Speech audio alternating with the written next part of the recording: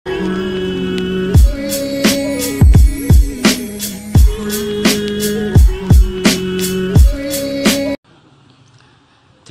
di antara syafaatnya Quran itu orang nggak jadi masuk neraka. Jadi syafaat itu ada dua, dari neraka diangkat ke surga, dan itu bisa lama itu.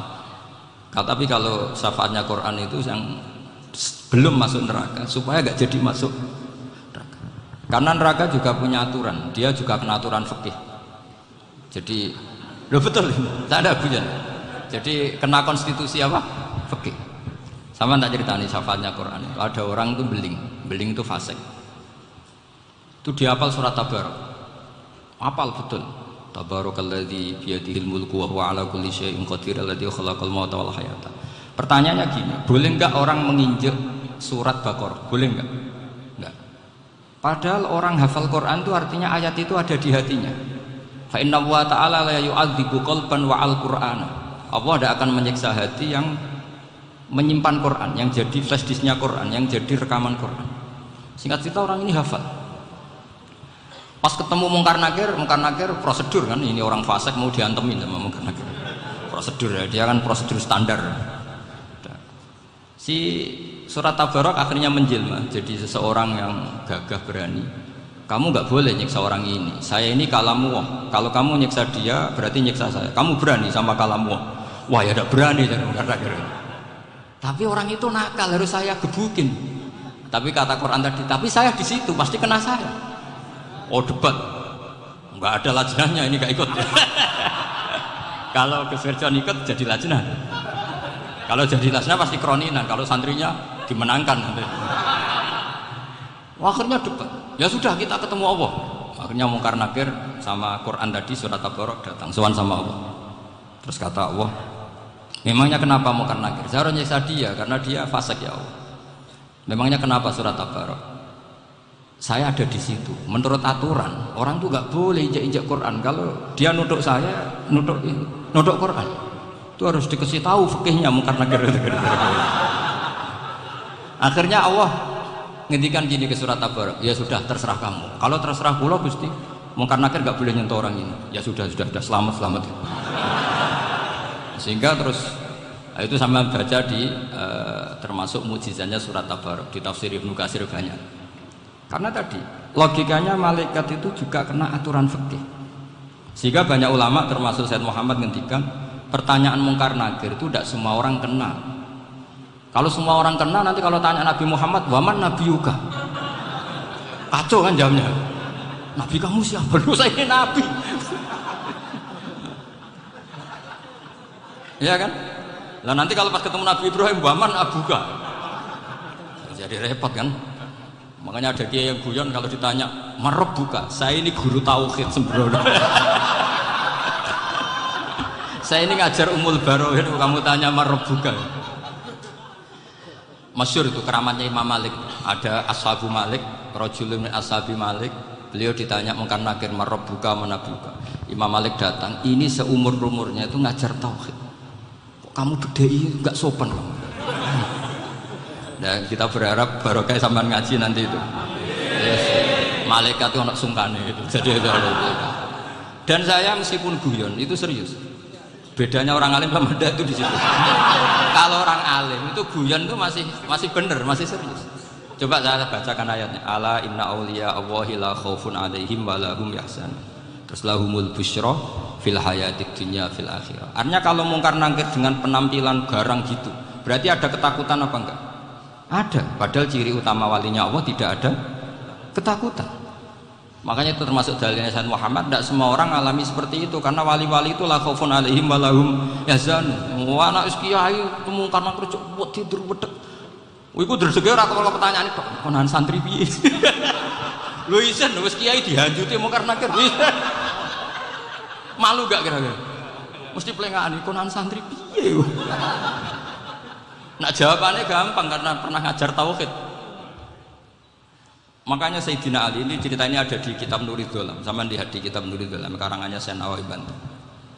Itu Sayyidina Ali itu ya, andikan orang biasa mungkin ya agak-agak hasut, tapi ini wali gak boleh kamu katakan. Dia itu mangkal sama Umar. Orang kok setiap orang pernah dibentak. Apa dia berani bentak Mungkar Nakir? penasaran. Bagaimana perangnya Umar itu berlanjut enggak gitu kira-kira. Akhirnya minta, ya Allah saya minta kasyaf. Ya karena yang minta Sayyidina Ali karena mau wajah dituruti sama kasyaf. Dilihat Sayyidina Umar pas meninggal itu. Jadi hasud itu ya kadang penting asal baik. Loh betul, bahasa Kanjeng Nabi kadang la hasada illa fisnaten. Itu Nabi bahasakan ya hasad. Gus Verson saja yang nafsirkan ghobtoh itu kan gaya-gayanan sebagai ulama. Aslinya Nabi ngendikannya itu la hasada illa fisnaten. Ulama yang ganti itu namanya ghobtoh. Wong Nabi sendiri nyebut hasad, kok kamu tafsiri ghobtoh. Ya hasad ya hasad. Udah ada usah ditawil-tawil pokoknya gitu. Kalau sama nggak percaya nggak apa-apa. Kok gitu aja kok repot. Karena sama nggak percaya kemungkinannya dua. Satu nggak ngerti. Dua sama-sama alim. Kan dari awal kalau sama-sama alim kan laisali alimin ayuqallida aliman akhor. Kita nggak perlu saling mengikuti. Ngapain hasud? Biasa aja. Akhirnya Sayyidina Ali kasih. Pas Umar bangun, setelah mati kan bangun, setelah meninggal bangun. Mungkar Nakir datang dengan perang yang sangat garang. Itu digambarkan Sayyidina Ali matanya itu kalkidril ghali. Kayak apa? Kendil yang apa? Menganga. Wah, seru. Sayyidina Ali senang, paling takut ini Umar. Senangnya bukan main, wah ini mesti takut Umar. Biasa. Ternyata enggak, Umar malah bangkit. Woi, Mungkar Nakir. Kamu tahu menghadapi siapa? Itu betul ya? Kamu itu menghadapi temannya ahabbal khalqi ilallah. Yang diandalkan temannya bukan dia. Kamu tahu yang kamu hadapi, saya ini teman kekasihnya Allah. Jadi boleh kamu mengandalkan Mbak Virjon. Tapi nanti resikonya Mungkar Nakir ditanya, itu Virjon siapa? Wah itu masalah kan. Makanya syaratnya wali itu harus ma'rufun fis sama. Di langit sudah populer. Makanya dulu ada orang yang saking seninya Abdul Qadir ditanya apa saja jamnya Abdul Qadir Al-Jilani. Itu aman karena beliau populer. Makanya program kita harus populer dulu di langit. Nah, itu nanti kalau dicatut oleh santri-santri nggak apa-apa. Kalau nggak populer nanti ditanya, itu siapa? Masalah ya. Umar itu yang dibanggakan itu, kamu tahu saya siapa? Ya enggak tahu, saya ini temannya kekasihnya Allah. Temannya Muhammad, iya Muhammad Rasulullah. Wah mikir, waduh repot ya. Loh di dunia aja gitu kan, temannya presiden, temannya panglima, apalagi ini temannya Sayyidul Awalin wal Akhirin. Di dunia aja bilang temannya presiden, menteri, orang sudah takut, apalagi ini temannya Sayyidul Awalin. Hanya Mungkar Nakir terus konfirmasi sama Allah, gimana ya Allah ini ngadepi. Sebetulnya yang diandalkan itu temannya, bukan dia. Wah, akhirnya sama Allah dibilang, ya bu, ya sama seorang seperti itu bu yang sopan. Terus semenjak itu Mungkar Nakir itu nggak selalu berpenampilan seperti itu sangat. Jadi semoga itu konsisten sampai nanti. Jadi kamu kalau ingin nggak takut Mungkar Nakir jadi wali dulu.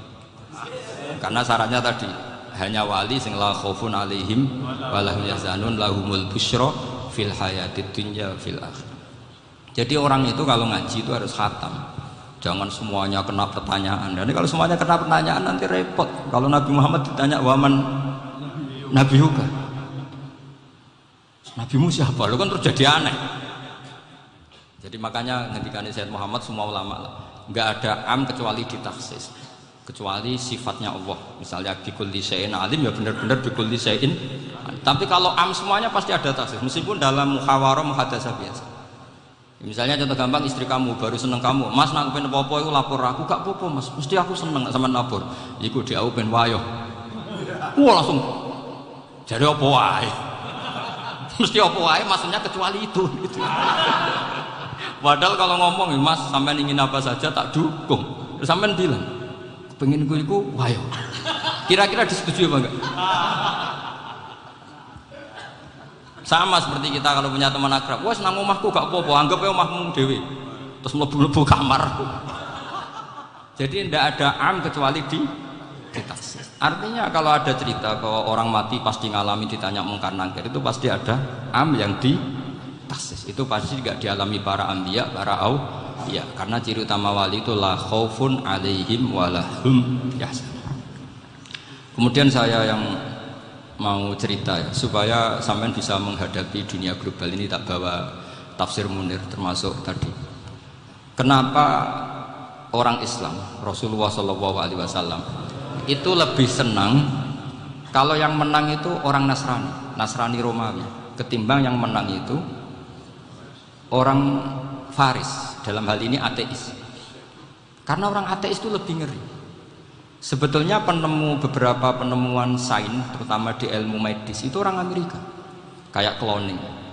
Tapi orang Amerika itu masih dilarang oleh gereja untuk mengaplikasi. Karena nanti bayi cloning itu dipakai suku cadang. Di Amerika masih ditentang oleh fatwa-fatwa agama, baik Islam maupun Kristen. Tapi di Cina itu dipraktekkan, karena nggak ada halangan agama. Di Cina itu biasa ada kondom diolah lagi jadi alat-alat aksesoris. Di Amerika tidak ada, karena masih ada agama, masih ada larangan. Sehingga orang Islam itu lebih takut kalau yang menang itu Persia, karena terus cara berpikir ternyata Tuhan itu tidak ada, langit nggak ada perannya. Jadi ketika yang menang Nasrani masih berpikir itu pertolongan Tuhan, meskipun mungkin cara mengatakan Tuhan beda dengan kita. Tapi ada satu kesamaan bahwa kekuatan samawi itu ada. Jadi disebut hulibatir rum fi adnal ardi wa hum min ba'di ghalabihim sahib. Di sini diterangkan oleh Syekh Nawawi supaya kamu tidak salah paham. Sebetulnya kamu katakan misalnya wah itu paham liberal, sebenarnya saya tidak tersiksa. Cuma takut yang mengatakan seperti itu cek goblokir atau ngaji gitu. Itu aja itu masalah saya. Ini saya baca ini karangannya Syekh Nawawi, karena tadi kata Mbak Firjon ngaji itu harus sama orang yang bersanad. Saya ini kalah sama beliau itu berkali-kali. Secara nasab saya harus manggil Mbak. Secara silsilah ilmu saya juga kalah lagi. Saya sering disewani sama cucu-cucu Syekhona Khalil. Kiai Sidik itu termasuk murid dekat beliau, Syekhona Khalil. Kalau itu berarti kan Gus Firjon, Ahmad, terus Mbah Sidik. Mbah Sidik ngaji Syekhona Khalil. Syekhona Khalil itu pernah ngaji langsung sama Sayyid Zaini Tahlan. Berarti beliau dari Sayyid Zaini Tahlan itu baru generasi kelima. Sementara saya itu sudah ke-7 atau ke-6. Saya, Mbah Mun, Mbah Karim misalnya, Mbah Hashim, Mbah Mahfud Termas, Sayyid Abi Bakar Sato yang arahnya Anatul Talibin, baru Sayyid Zaini Tahlan. Berarti saya ke-7, kalah lagi. Tapi untuk jadi wali biasanya cepat saya. Karena syaratnya jadi mbah itu ngalah demi putu. Jadi kalau beliau ngotot, saya dulu Gusti, saya mbahnya, wah itu mbah yang nggak baik. Pasti jatahnya dikasihkan apa? Cucunya dulu. Makanya Abdul Muthalib itu orang yang dapat wangsit, tapi yang jadi nabi itu cucunya. Jadi dalil saya banyak. Sebenarnya Abdul Muthalib itu sudah sering dapat wangsit, karena saya bahasakan wahyu, nabi yang protes, enggak nabi kok dapat wahyu. Tapi sebetulnya Abdul Muthalib itu masyhur, kalimat-kalimatnya menunjukkan bahwa beliau itu sudah dapat wahyu kalau nanti cucunya itu jadi nabi. Makanya senangnya bukan main Abdul Muthalib sama Rasulullah. Putu seneng mbah, seneng putu. Jadi mungkin jadi sampean enggak usah protes loh. Yang jadi wali kok cucunya. Dulu betul. Dulu Mbah Hamid Pasuruan itu kalau Mbah Ahmad Siddiq ke sana, Mbah Hamid Pasuruan kalau manggil Mbah Ahmad Siddiq itu paman. Tapi pamannya minta ijazah ke ponakan. Apa ya gara-gara itu memang. Kalau itu masih berlaku apa? Ngalah tadi. Kayaknya masih apa? Hawane masih. Hawane masih. Karena melihat tren-tren langit masih gitu kayaknya masih. Masih itu. Ya, tapi mbahnya tetap dapat jatah, tenang saja nanti. Tapi memang sebaiknya mbah itu legowo. Rasulullah Muhammad SAW itu terkenal min dzurriyyati Ibrahim. Tapi kata Rasulullah, ana dakwatu Ibrahim wa bisyaratu Isa. Aku nganti ngene iki barokah dongane Nabi siapa? Ibrahim. Jadi dongane Nabi Ibrahim ya tiba teng putu. Jadi banyak bukti bahwa jatuhnya ke putu gitu. Tadi saya di kamar sama beliau berduaan. Nih Mbah sing dadi wali di sini, aku webah. Cocokan kan. Nah, kenapa saya akhir-akhirnya gulirkan daftar wali? Kenapa? Saya ini resah ya, orang sudah ingin dicintai pejabat, dicintai tetangga, dicintai teman. Tapi kadang-kadang orang lupa lagi dicintai apa. Makanya saya meskipun guyon tapi ini amdan bukan sahwan. Supaya orang punya cita-cita lagi jadi wali, ingin dicintai Allah. Kita ini terlalu lama ingin dicintai makhluk. Mbok ya naik kelas sedikit. Ingin dicintai Allah Subhanahu wa Ta'ala. Meskipun saya guyon tapi tadi guyon saya tuh lebih serius ketimbang serius Anda. Karena tak pikir. Saya tuh kalau pergi itu seneng ngebis, bukan karena saya tidak punya mobil, tapi saya sering mau butuh itu supaya gak diganggu. Karena saya tuh harus punya waktu sendiri. Kalau bis kan ketemu orang nggak kenal, tapi sekarang ya agak susah, banyak yang kenal. Dan susahnya lagi nggak minta ijazah, minta foto. Aduh, repot. Mau dibenci itu umatnya Rasulullah Shallallahu Alaihi Wasallam. Mau disetujui itu sanatnya mana? Kalau ketemu orang alim minta apa? Foto. Itu nggak ada sanatnya. Nggak tahu saya itu madzhab dari mana itu. Ya madzhab milenial yang jelas itu kan. Ini tak baca ya biar dapat, karena ini kenangan saya sama Mbak Ahmad Siddiq. Saya masih ingat betul beliau ngisi kholnya Mbak Abdullah bin Umar, berarti abahnya Pak Hamid. Karena mbah saya itu Fatimah binti Khalid bin Umar, kalau Mbak Hamid itu Hamid bin Abdullah bin Umar.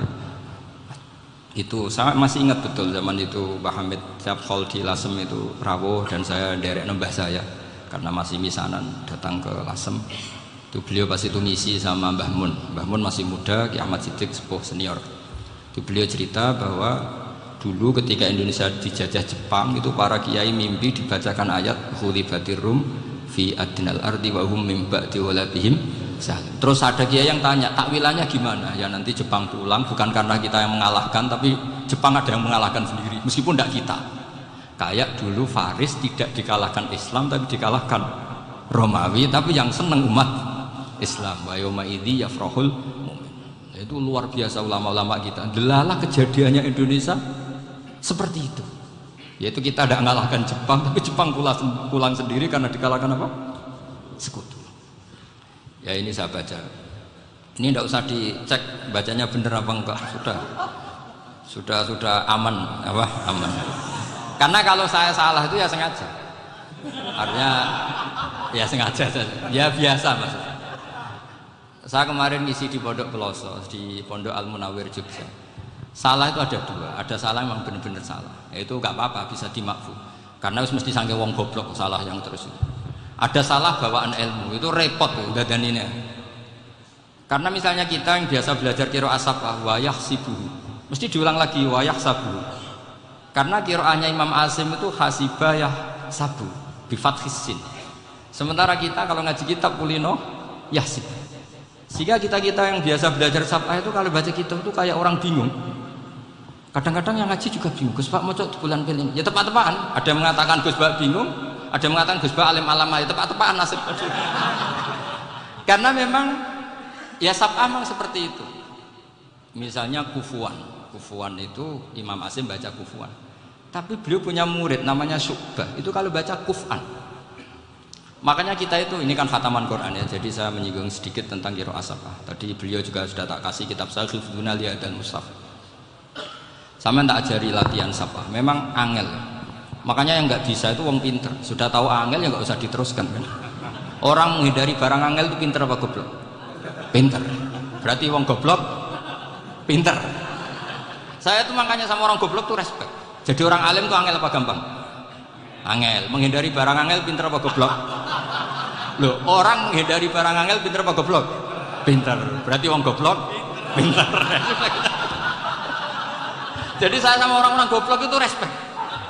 Sudah tahu jadi orang alim angel ya barang angel ya harus dihindari. Makanya saya ini insya Allah umatnya Nabi yang termasuk yang terbaik.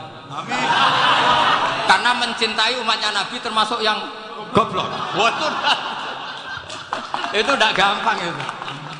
Karena tadi sudah tahu ya. Seperti itu loh orang naik Panjat Pinang. Itu yang naik karena ingin hadiah. Yang nonton sudah tahu wah licin kok dinaikin mau keplodok. Tapi orang sepakat yang nonton juga pinter karena sudah tahu ribet kok. Tukun yang pasar kena lah apa mainnya. Sama juga gitu. Ngalim tafsir angel, ngarim fikih angel. Tapi karek ngaji ngerekam kan gampang. Itu pinter apa goblok? Pinter. Iya. Makanya kula niku mbok burohno ngono tok. Saya tadi dinasihati Mbak Virjon, muga-muga hati saya selamat. Saya itu meskipun kata orang banyak, muhibbin saya banyak, tapi saya insya Allah tidak riya. Saya itu pakai kitab namanya Tasbidul Fuad, itu karangannya Sayyid Abdul Al-Haddad. Ketika beliau punya muhibbin banyak ditanya, bagaimana ya Habib Anda menjaga hati Anda? Jamnya Sayyid Abdul Al-Haddad itu nih, innama azomu Allah. Mereka itu sebenarnya menghormati Allah, cuma butuh saran, dan itu saya. Jadi saya tahu sampean semua itu mencintai Quran, mencintai sunnah Rasul, mencintai hadis-hadis Rasul. Cuma sampean kan karena nggak paham, terus manfaatkan saya. Jadi sebenarnya saya ini korban. Korban. Jadi saya mau riak gimana? Korban kok mau bangganya di mana? Coba sampean misalnya ngaji tafsir, belajar sendiri kan susah. Terkibnya susah, maknanya susah, bahkan beli kitabnya kadang nggak kuat. Loh, untuk jadi alim tafsir itu kan harus beli kitab. Loh, saya sering belajar kitab itu jutaan. Tafsir Tobari, saya pernah beli kitab Fakhrur Razi itu berapa juga? 27 jilid. Karangannya Fakhrur, belum karangannya ulama modern, Imam Sa'rawi. Itu berapa jilid? Itu jutaan. Saya kemarin juga dihadiahi kitab Pak Quraish Shihab namanya Faidul Bari fi Syarhil Bukhari. Pak Quraish Shihab yang terkenal. Dia sering diskusi sama saya. Saya ngasih hadiah beliau ngasih hadiah saya. Wah, itu harganya nggak kuat. Tidak kuat, kadang di Indonesia nggak ada tuh. Dan sama orang hebat menghindari kesulitan itu. Nah, kesulitan itu sebab ngaji ikut, kalau nggak paham dirukok rekamannya sudah. Pinter mana sampean nama saya? Pinter sampean kan? Bikin sosis susah, beli aja kok repot kan. Makanya nggak boleh orang bilang, wah goblok reso tafsir, wong pinter. Makanya nanti kalau saya ketemu Nabi tidak termasuk orang yang mentahkir orang Islam. Kafa bil mari isman ayah kira akhahul muslim. Jadi cukup orang itu dosa kalau menyepelekan orang Islam, termasuk darani sampean goblok itu dosa. Caranya nggak darani goblok ya tadi di logika tadi. Alim itu angel, gendari angel itu pinter, berarti wong bodoh pinter ya sudah gitu. Tapi tetap bodoh. Tapi ini satu cara untuk saya respect gitu. Coba orang yang ngaji tafsir saya banyak, mungkin ribuan. Itu sebetulnya mencintai Quran. Karena Quran adalah kitab suci yang panduannya umat Islam. Sangat mencintai Quran. Terus kemudian mereka nggak paham. Terus mencari orang yang memahamkan. Burohno lah cara jawabannya. Terus keren saya itu di mana coba? Lah terus mereka kurang ajarnya gini, kalau paham itu yang alhamdulillah paham. Kowe nak ngaji Gus Bae ngono tok. Tapi nek ora paham, ora nyalano akale. Mari Gus Bae nerangno cepet, mulane gak paham. Ora kok nyalano teke sing lelet. Maksud kan masyaallah naudzubillah tenan. Sebetulnya tingkat kurang ajarnya tinggi tuh sebenarnya. Jadi kalau nggak paham itu kadang nggak nyalahno uteke. Kayak mau misalnya, mau mari mikir aja jelas. Padahal misalnya jelas orang mesti paham bodoh.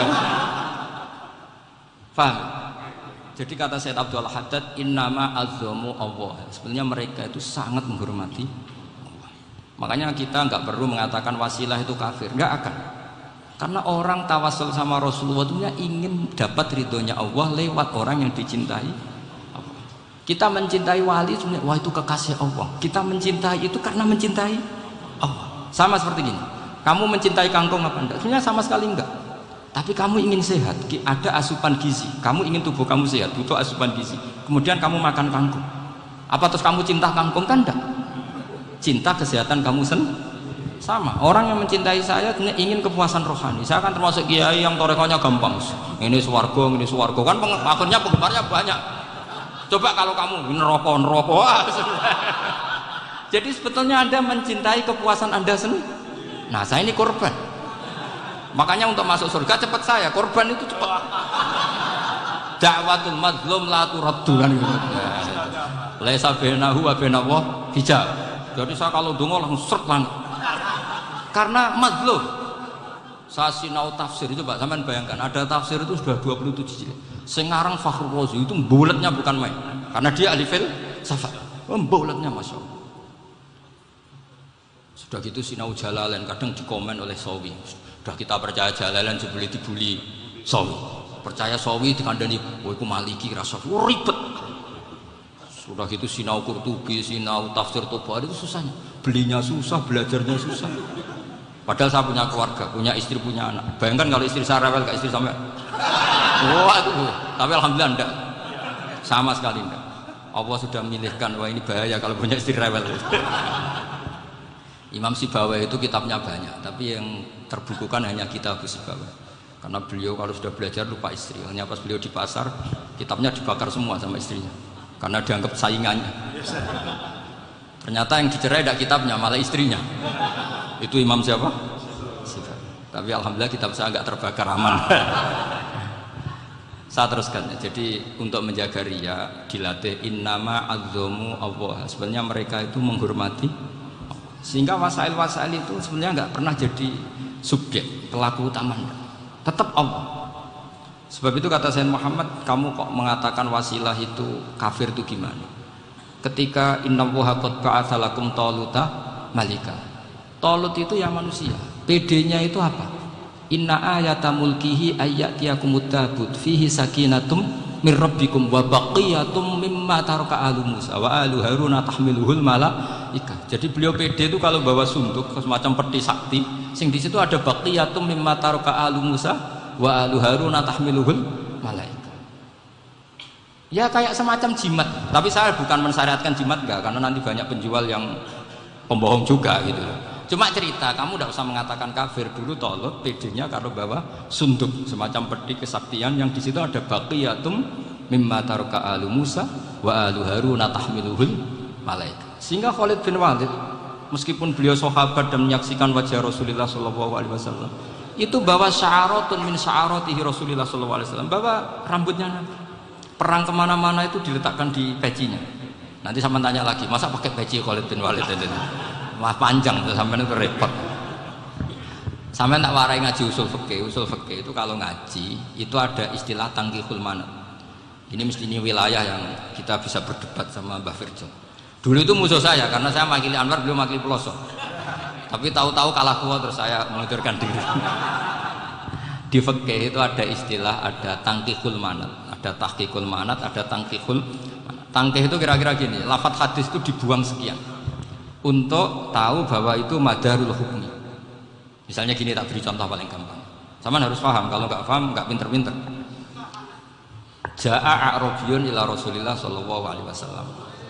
Ya karena ini menghormati Mbah Ahmad Siddiq, saya orang alim, jadi ngaji ini tetap ada suasana alim. Ya harus ada suasana alim. Nggak perlu jadi orang alim, tadi susah. Sudah ngindari susah itu pintar. Sudah itu aja. Jadi orang alim susah, ngindari barang susah pintar. Berarti orang tidak alim pintar. Nah, meskipun tetap sudah itu pegangi sampai mati nanti. Loh, jadi orang alim itu repot. Itu kata Imam Ghazali, kalau orang alim kalau masuk surga itu sama Allah nggak boleh. Kif, kamu nggak boleh langsung masuk surga. Coba cari umat kamu, syafaati dulu. Nah, saya takut nyari sampean nggak bisa kembali. Saya tidak punya rencana. Pokoknya mau masuk. Boleh sampean kuaduan balik raroh dewe, repot nanti. Berat jadi orang alim itu. Ya saya teruskan ya. Ada tangkihul manat. Ja'a a'rabiyun ila Rasulillah sallallahu alaihi wasallam. Faqala ahlaktu wa ma ahlakaka qal waqtu imraati fi nahari Ramadan. Ya sidang saya ini rusak ya Rasulullah. Kenapa? Karena saya menjima istri saya fi nahari Ramadan. Terus kata Nabi, kamu harus bayar kafarah. Napa Nabi kafarah? Puasa 2 bulan. Wong baru 1 hari aja terjadi gitu kok disuruh puasa 2 bulan. Ya tidak kuat ya Rasulullah. Baru berapa hari saya puasa aja kecelakaan seperti itu, apalagi kalau sampai 2 bulan. Tidak ya Rasulullah. Ya sudah kalau gitu kamu pertama ngasih makan apa? Itku rokobah kan, pertama merdekakan budak. Tapi kan sekarang nggak ada budak makanya. Terus sekarang langsung puasa. Wah ini nggak bisa semua. Ya sudah ngasih makan orang 60. Kasihkan siapa ya Rasul? Ya orang fakir. Saya ini paling fakir di kampung saya ini orang paling fakir. Jadi mulai dulu orang fakir itu hubungan suami istri itu paling lancar mulai dulu. Makanya orang fakir itu anaknya banyak karena hiburannya hanya itu. Wong Ramadan aja. Coba mau ke ATM nggak punya uang, mau antri di bank nggak punya, mau apa tuh? Itu mulai dulu. Ini sanatnya mutasil.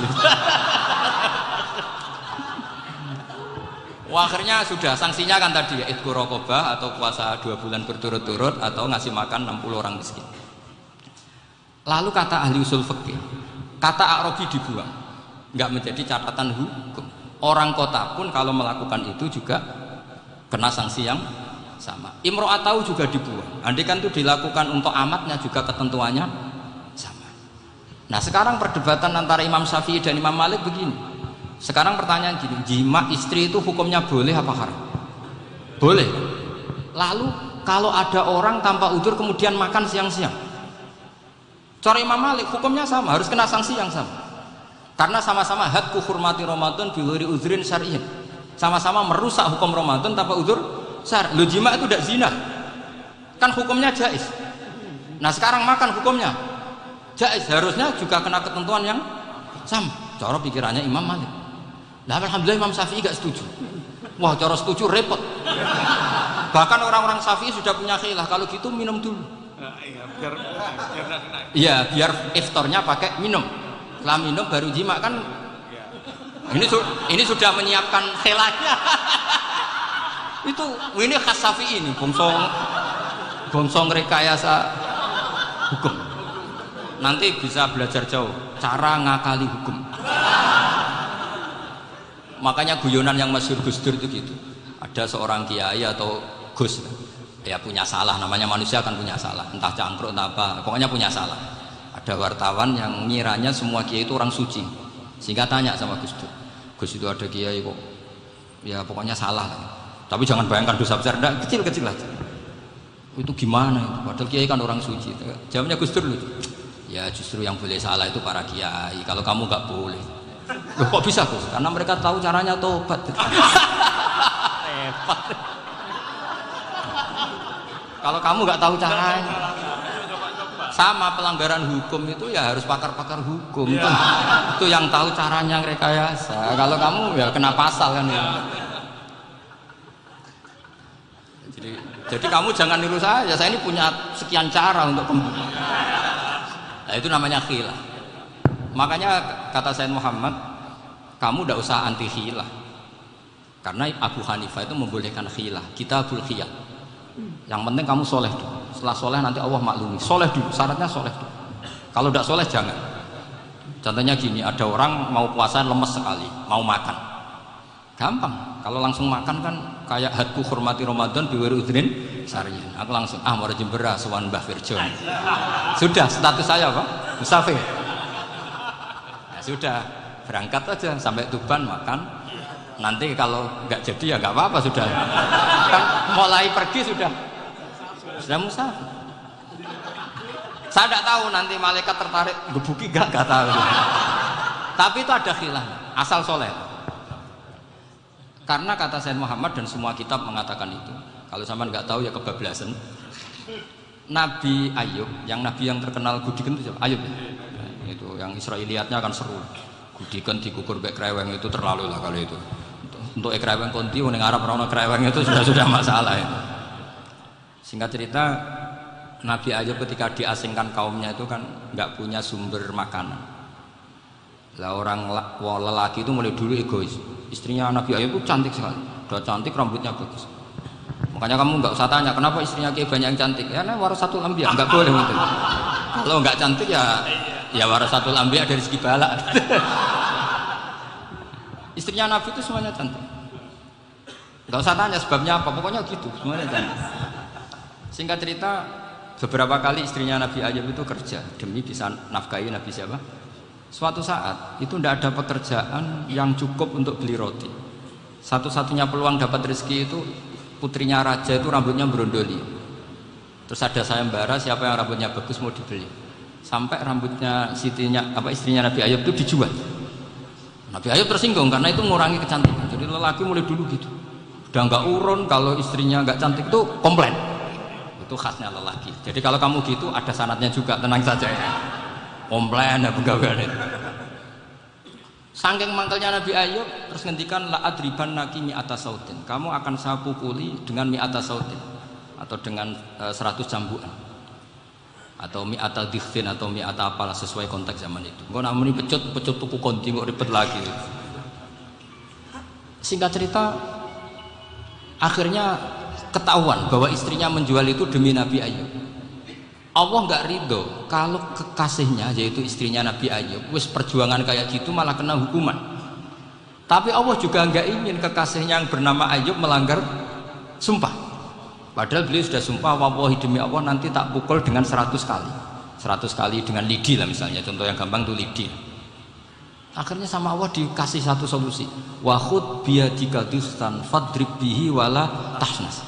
Ya sudah, lidi itu ikat jumlahnya 100. Terus pukul sekali saja. Anggap saja sudah 100. Iku pangeran sing wari ngakali ngono iku pangeran. Tapi syaratnya soleh. Syaratnya soleh. Jadi kalau kamu anti khilaf berarti anti ajarannya Allah di ayat itu. Wa khud biyadika dustan fadrib bihi wala tahnas. Itu dulu ada, ini cerita di Ithaf, ini cerita terakhir, ini sudah, sama jangan nama sudah.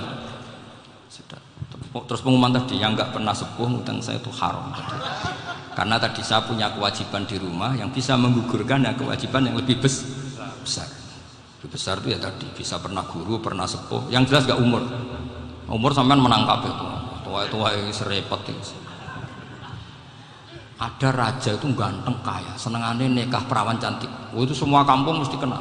Mungkin digilir atau gimana pokoknya. Suatu saat ada pemuda suka sama perempuan yang di kampungnya, cantik sekali.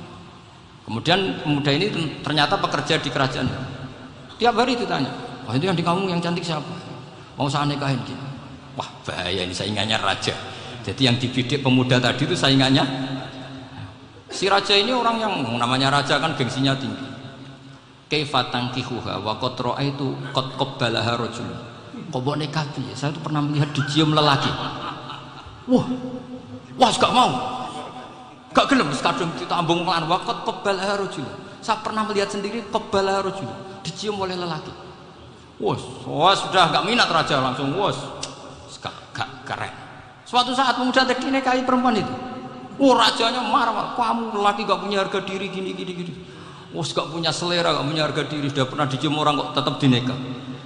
Bilang ke raja, takrif manir rajul, lelaki itu siapa? Abuha.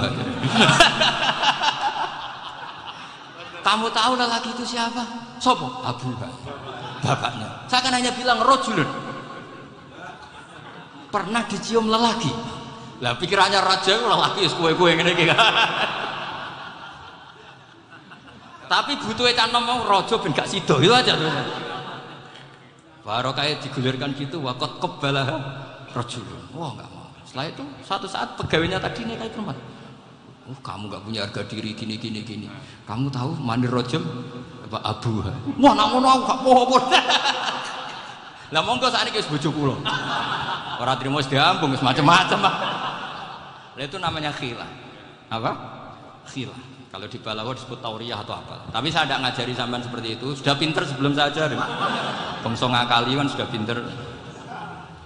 Ya ini terakhir tak baca Arabnya saja nanti. Bismillahirrahmanirrahim. Biar dapat barokahnya Syekh Nawawi juga barokahnya guru-guru. Bismillahirrahmanirrahim. Wasababu nuzuli hadil ayati annahu kana baina farisa war rumi qitalun wa kana al musyrikuuna yawadduna antahliba farisu ar-ruma li anna farisa kanu majusiyan ummiyin wal muslimuna yawadduna ghalabatar rum ala faris liqaunihim ahla kitabin. Jadi zaman dulu orang Islam lebih senang kalau yang menang itu orang Nasrani. Kalau bandingannya ateis, karena bagaimanapun percaya kekuatan langit.